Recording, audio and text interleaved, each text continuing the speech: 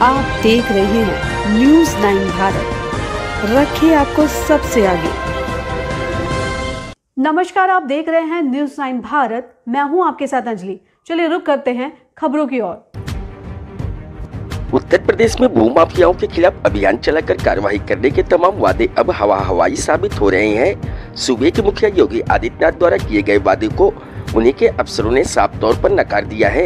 ऐसे में भूमाफियाओं के हौसले सातवें आसमान पर पहुंचना लाजमी है। जनपद महोबा से भी ऐसा ही एक मामला सामने आया है, जहां भूमाफिया के दबंग हौसले के सामने सरकारी फरमान बौने नजर आ रहे हैं। जनपद महोबा के महोबकंठ थाना क्षेत्र के आने वाले काशीपुरा गांव में भूमाफिया अपनी मनमानी पर उतारू हैं। गांव की सरकारी जमीनों और तालाबों को भूमाफिया द्वारा निशाना बनाया जा रहा है, जिसकी शिकायत वर्तमान ग्राम प्रधान द्वारा कई मर्तबा की जा चुकी है। बावजूद उसके भूमाफिया द्वारा लगातार सरकारी जमीनों पर अवैध कब्जा किया जा रहा है, जिसके चलते न सिर्फ ग्राम प्रधान बल्कि कई और शिकायतकर्ता भी परेशान हैं।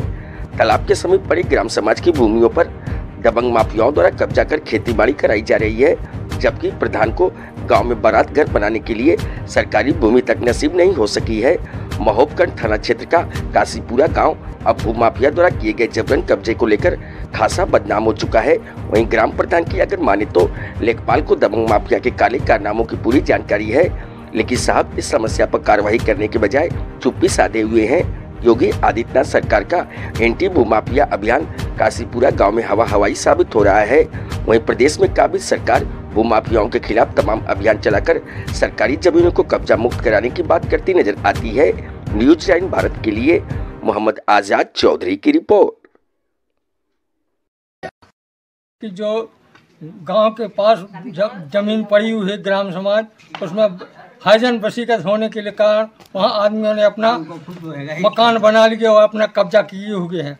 मैंने तेजा में भी इसके बाद की रिपोर्ट दी थी, लेकिन कोई ग्राम सभा काशीपुर की जमीन पर उस पर कब्जा करा रहे हैं जो दबंग हैं और धीमा लुगन को जुतवा रहे हैं, उनसे पैसा वसूल कर रहे हैं।